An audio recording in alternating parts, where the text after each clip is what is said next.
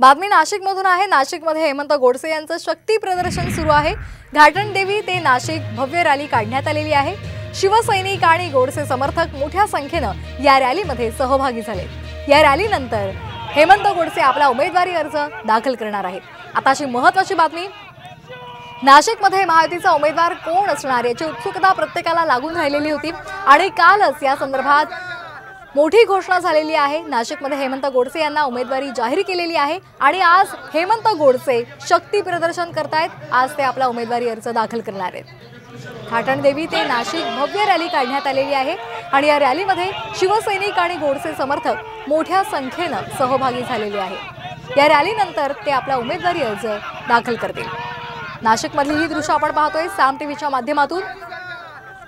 हेमंत गोडसे विजयाची हॅट्रिक करणार का याकडे सुद्धा सर्वांचं लक्ष लागलेलं आहे।